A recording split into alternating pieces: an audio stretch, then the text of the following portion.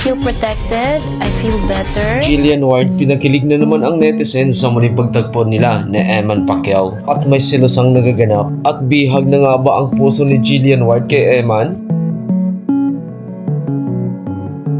Siyempre, I want to support him. Gusto ko din kasi talaga manood ng boxing match. Pero hindi ko pala kaya.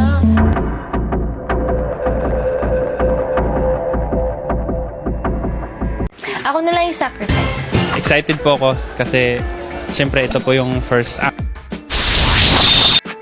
Tapos tumatalon-talon siya, di ba? Sa usaping pag-ibig na Eman Pacquiao at Jillian Ward, wala na nga bang makakapigil sa kanilang dalawa? At dahil nga ang kariyer ni Eman Pacquiao at Jillian Ward ay umikot na sa showbiz. At karugtong naman yan ang malawak na pag-ikot ng internet at iba't ibang postings in social media platforms. At kasabay rin naman dyan ang mga speculations and predictions. Lalo na sa ngayon na sila ang pinag-uusapan mapa-internet man or outside in camera. Na bagong nagpakilig sa mga netizens. Bagong sinubaybayan at bagong inaabangan, lalo na ang real life story and real life love life at of course ang real relationship kung ano nga bang estado nila Jillian Ward at Eman Pacquiao. At sa pagpasok nga ni Eman Pacquiao sa seryeng Never Say Die na pinangunahan niya ni Jillian Ward, todo kilig naman ang binigay ng dalawa, lalo't na't pagpasok pa ni Eman, sinalubong nga ito ni Jillian na may pag-Garland pa. Ang mga kinilig, hiyawan na naman to the bones. At gaya ng mga laging katanungan at speculations and predictions, ano nga bang meron sa dalawa?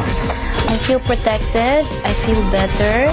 At bago natin ito ipagpatuloy, if you not yet already subscribe to our channel, just click the subscribe icon and notification bell for more updates. Jillian Ward and Eman Pacquiao, ano na nga bang updates sa kanilang dalawa? Estado na meron sa gaya ng ating mga nakikita at gaya ng inyong mga nakikita ay kilig to the bones pa rin ang nangyayari. Sa unang araw nga na pagpasok ni Eman Pacquiao sa set na pinamagatang Never Say Die sa GMA Kapuso Network, sinalubong nga ito ng hiyawan si Eman Pacquiao.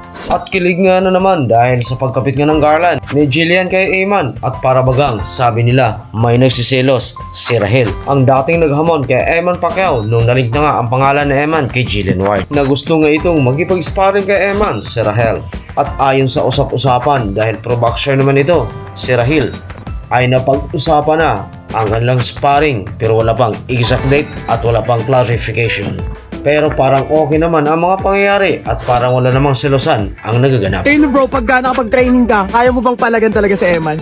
Hindi naman sa pagkano, pero wala namang imposible, di ba? Di ba? At nung nag-meet na nga ang dalawa, si Rahel at si Eman, dahil magkasama naman ito sa set ng Never Say Die na pinangunahan niya ni Jillian Ward, parang okay naman ang dalawa.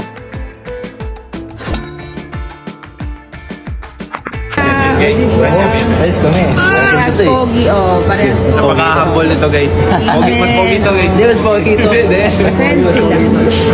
At sa estado na meron sina Jillian Ward at Eman Pacquiao, habang wala silang sinasabi, wala rin tayong sasabihin, bahala na kayo kung kiligin. Habang si Eman naman looking forward sa kanyang proyekto sa GMA Kapuso Network habang kasama ang kanyang crush. Kabahan din po ako habang ginagawa yung mga acting na yun. Tsaka excited po ako kasi siyempre ito po yung first acting project. Thanks for tuning in. See you for more updates.